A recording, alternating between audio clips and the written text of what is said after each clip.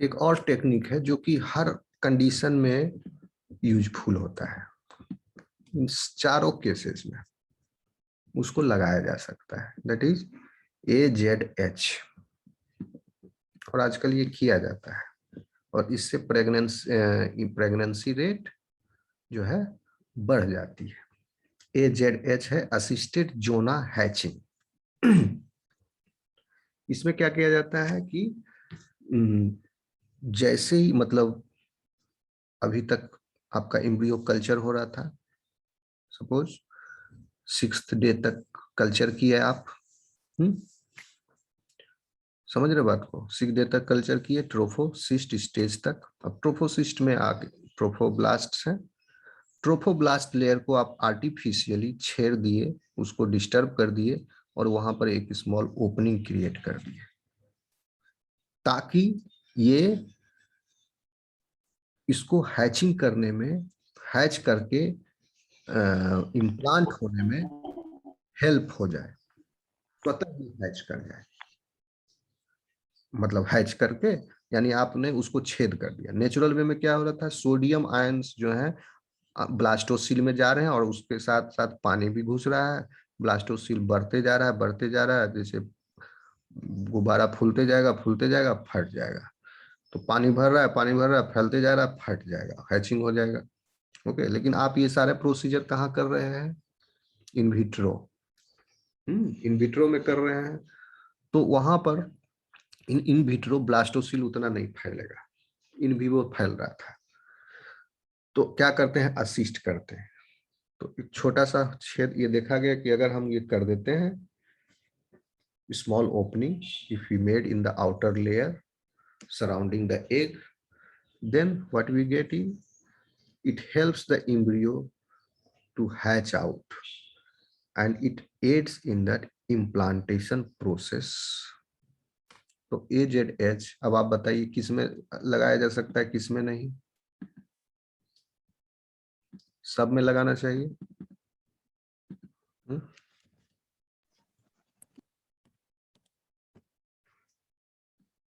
एस्किनो yes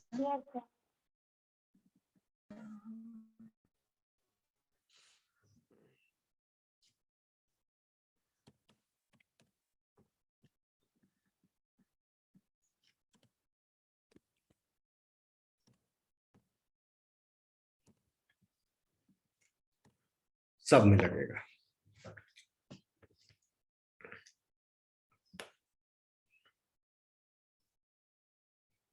ठीक है, अब जो है oocyte सिलेक्शन भी कर सकते हैं। ठीक है, तो oocyte सिलेक्शन तो पहले ही कर लिए थे। इम्ब्रियो स्प्लिटिंग भी किया जा सकता है। इम्ब्रियो स्प्लिटिंग जो है करने से कल्चरिंग के दौरान ही, कल्चर के दौरान ही इम्ब्रियो को स्प्लिट कर दिए तो एक से ज्यादा इम्ब्रियो अवेलेबल हो गए। अगर 8 सेल स्टेज इम्ब्रियो को स्प्लिट कर दिया जाए, हालांकि उसको स्प्लिट करना बहुत मुश्किल है अभी तक लगभग, हालांकि अब संभव हो गया है, अब एक सेल के अंदर इंजेक्शन देना संभव हो गया तो 8 सेल स्टेज को स्प्लिटिंग भी किया जा सकता है। लेकिन ट्रोफोब्लास्ट को, ट्रोफोसिस्ट को अगर स्प्लिट करोगे तो नतीजा गड़बड़ होगा।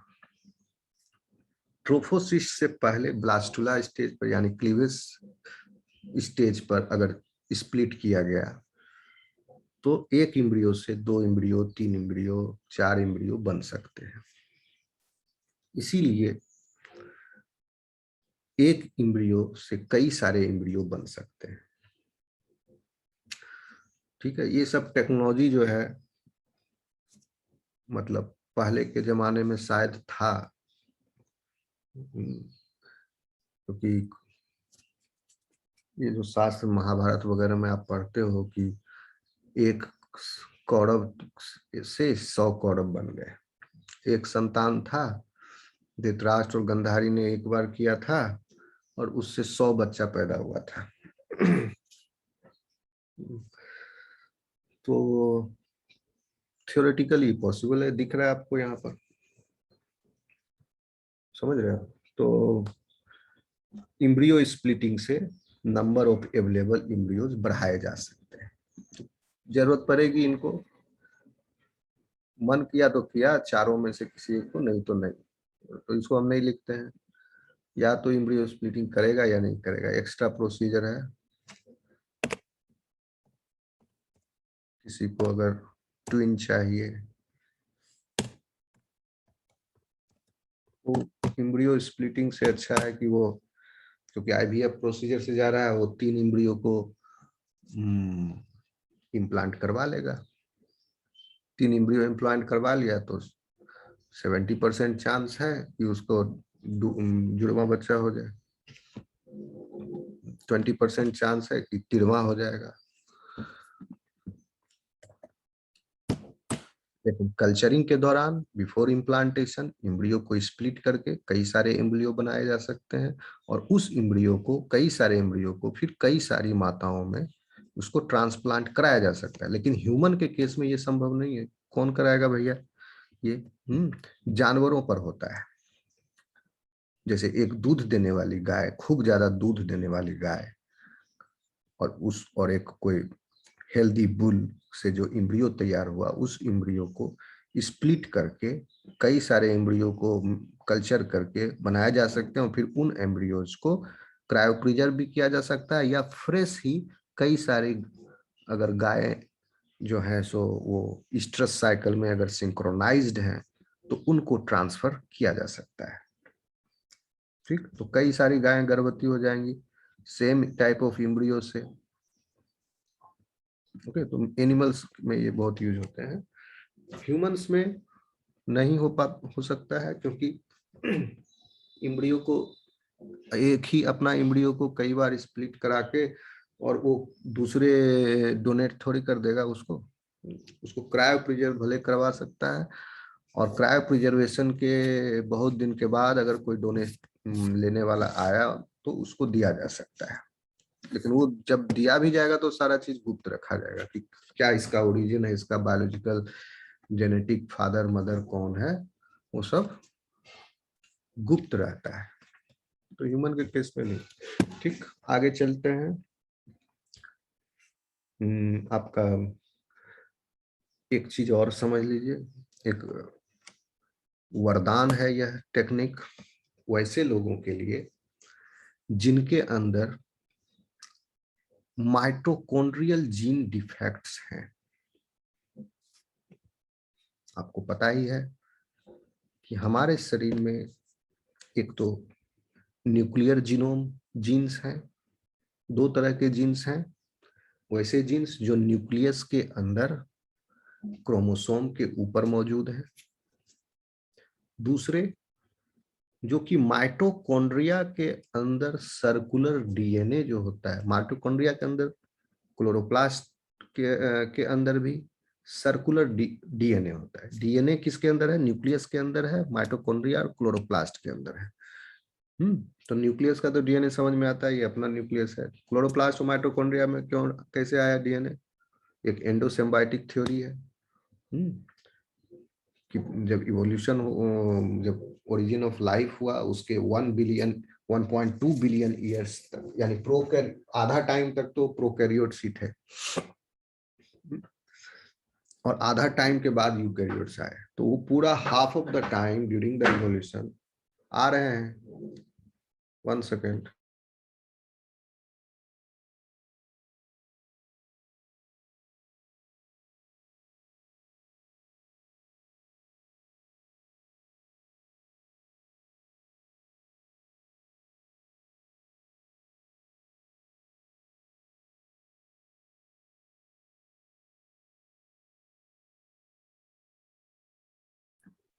ठीक, तो एंडोसिम्बायोटिक थ्योरी, कुछ बैक्टीरिया जो है दूसरे बैक्टीरिया में रहना शुरू कर दी, और वो एक स्पेशल फंक्शन के लिए असाइंड हो गए।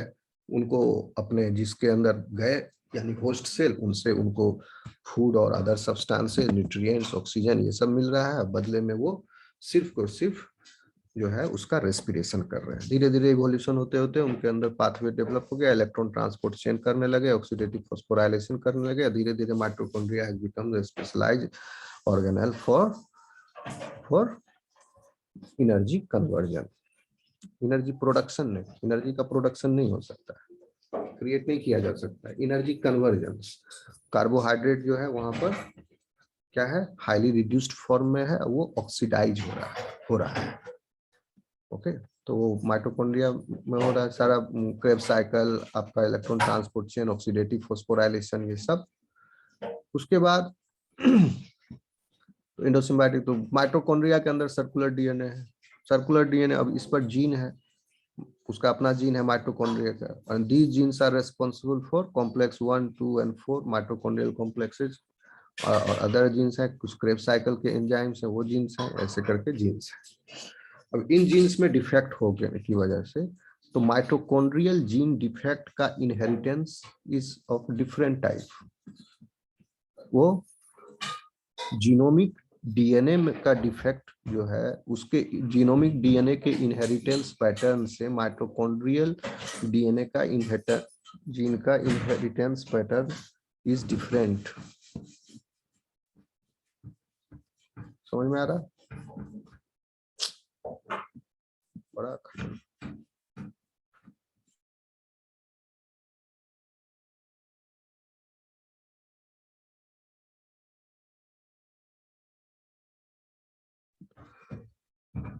ठीक, आवाज आ रही है स्टूडेंट्स? Yes sir. माइटोकॉन्ड्रियल का कैसे होता है, क्योंकि एग के अंदर स्पर्म तो कोई माइटोकॉन्ड्रिया लाएगा नहीं, तो एग के अंदर जो भी माइटोकॉन्ड्रिया हैं वो सब मदर से है, और इस मदर के अंदर जो माइटोकॉन्ड्रिया आया वो भी उसकी मदर से आया, यानी ये जो बच्चा था इसके अंदर जो माइटोकॉन्ड्रिया आया वो इसकी माँ से आया, इस माँ के अंदर जो माइटोकॉन्ड्रिया है वो इसकी माँ से आया, यानी अब इस बच्चे के अंदर जो माइटोकॉन्ड्रिया है वह अपनी नानी का है। फिर इसके अंदर जो आया वो इसकी माँ का था, तो इसके अंदर जो माइटोकॉन्ड्रिया है वो इसकी सुपर नानी का है, सब में सेम है।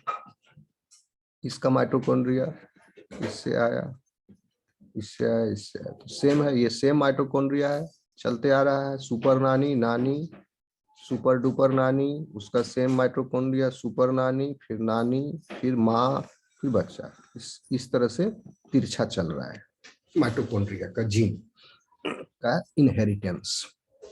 अब क्या होगा आईवीएफ में, कैसे इसको मदद, अब किसी को जीन में डिफेक्ट है, माइटोकॉन्ड्रियल जीन में, ठीक, उसका एरोबिक रेस्पिरेशन हैम्पर्ड है, एंड कुछ डिफेक्ट जो है वो लाइफ थ्रेटनिंग होते हैं इसमें। अब जो है सो ये आपका, अब स्पर्म से तो आएगा ना, इससे जो भी जायगोट अब पैदा हो गए, मान लो डिफेक्ट है, तो सारे जायगोट्स जो हैं they will be having that defective mitochondria. तो इसके लिए एक टेक्निक है जिसका नाम है साइटोप्लाज्मिक ट्रांसफर। साइटोप्लाज्मिक ट्रांसफर,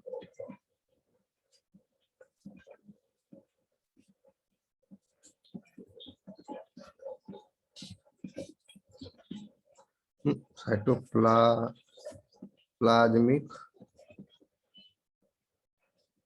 अब इसमें जरूरत पड़ती है, अब ऐसे पेरेंट जो माइटोकॉन्ड्रियल जीन डिफेक्ट के साथ है, पुरुष में तो है नहीं, महिला लड़की में है, तो वो क्या करेगी, उसका जो एग है, that egg she knows that my egg is with the mitochondria, defective mitochondria.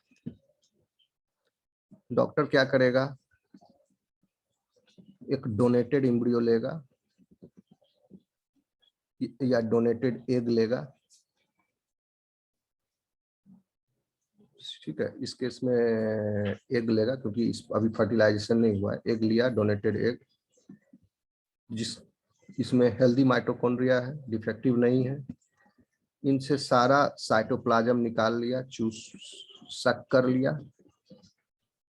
Donated mitochondria से इसका जीनोम छोड़ दिया, न्यूक्लियस छोड़ दिया। साइटोप्लाज्म एंड ऑर्गेनेल्स जो है माइटोकॉन्ड्रिया, क्लोरोप्लास्ट, क्लोरोप्लास्ट बोलते हैं, endoplasmic reticulum, Golgi body, lysosome, oxysome, जो भी जितने भी ऑर्गेनेल्स, न्यूक्लियस को छोड़ के सारा मटेरियल अंदर में इसको एस्पायरेट कर लिया, चूस लिया, निकाल लिया और उसको इंजेक्ट कर दिया in this the oocyte which is having the defective mitochondria.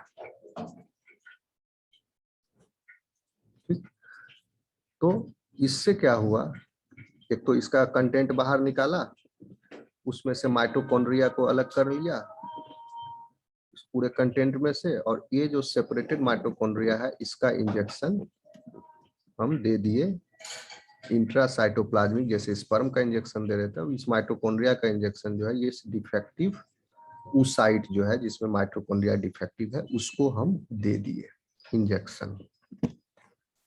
अभी लाइफ जो है 1 सेल स्टेज पर भी नहीं पहुंचा है। गैमिट में अब जो माइटोकॉन्ड्रिया है सारे के सारे जो इधर से आए हेल्दी माइटोकॉन्ड्रिया आ गए और डिफेक्टिव माइटोकॉन्ड्रिया भी है, दोनों का मिक्सचर है। अब यह फर्टिलाइज करेगा, उसके बाद सेल डिवीजन करेगा, तो जब सेल डिवीजन करेगा तो माइटोकॉन्ड्रिया भी डिवाइड होंगे। तो दोनों डॉटर सेल में डिफेक्टिव एंड हेल्दी माइटोकॉन्ड्रिया दोनों है। It will take care of the function of the defective one. फिर डिवीजन हुआ, अब सब्सिक्वेंट डिवीजन होते जाएगा, ये डोमिनेट कर जाएगा, हेल्दी माइटोकॉन्ड्रिया जो है वो सब डिवाइड करते जाएंगे और जितने भी डॉटर सेल बनेंगे, अब ट्रिलियन सेल्स का बॉडी बन जाएगा उस इंडिविजुअल का। जन्म होते होते तक trillions of cells are there in the body. वो सभी सेल्स में डिवाइड होते होते सारे माइटोकॉन्ड्रिया जो हेल्दी वाले हैं, यहाँ से स्पर्म ये इंजेक्शन के द्वारा डोनेटेड एग से प्राप्त किए गए थे, वो सब डिवाइड कर करके सब में बट जाएंगे। अब इसका इलाज हो गया। माँ वही है, समझे, मदर वही है, सिर्फ माइटोकॉन्ड्रिया उधार लिया गया डोनेशन से। ठीक,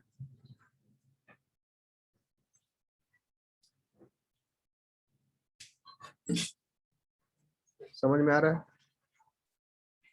तो ये जो है साइटोप्लाज्मिक ट्रांसफर है and this technique was created to aid the people. वैसे लोगों को पहले ये टेक्निक नहीं था, तो जो डिफेक्टिव लोग हैं वो डिफेक्टिव ही रह कर फिर मर जाते थे, और ऐसे लोगों को इंजेक्ट करके मतलब क्रिएट ये टेक्निक जो है सो ऐसे लोगों को एड कर रहा है, मदद कर रहा है who experience the infertility due to deficient or damaged mitochondria। समझ में आया?